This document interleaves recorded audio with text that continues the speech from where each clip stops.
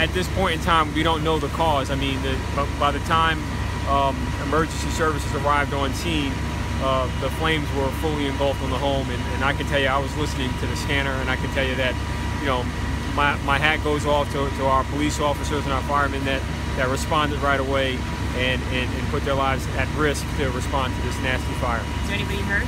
As of now, no civilian injuries. No, we have one firefighter that went out for shoulder injury, but other than that, no other injuries. Which house was it that it started in? At this point in time, we believe it was. It's too early to tell. I mean, we have an idea as to where it potentially started, but right now we're going to let this play out before we make any real determination. Okay, we don't know why it started. We don't know. We just know that it was burning hot, burning fast, and this is a tight area. The terrain is tough. The slope of the hill goes downhill, and you also have the homes very tightly packed together. So it was very easy for this fire to move left to right, back and front.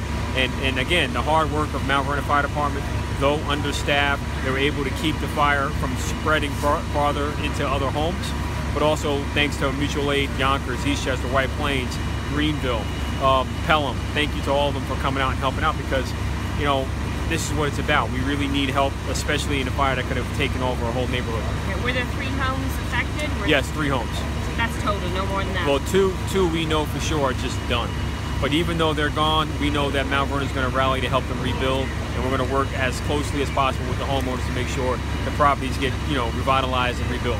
Were any of the homes occupied? Were people evacuated? We know of at least one home being evacuated. I can't speak for the second at this point in time, but I'm about to go talk with the fire victims right now.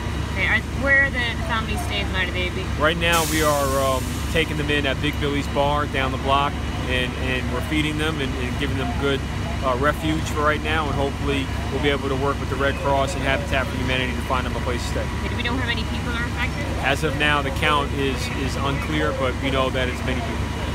Would it be a dozen, 2 dozen? I would say less than 2 dozen, but at least it's definitely a lot of people. Okay, and when did the fire break out? When did it start? Yeah. Oh, okay. You know, what I can tell you, Brona, is it was probably closer to 11:30ish, if I recall correctly. Okay, and you said there's multiple departments here, but how many firefighters roughly? I can't tell you offhand right now, but I can get back to you on that one. All right, I'm good. In your name? Thank you, Mayor. We're going to get you covered.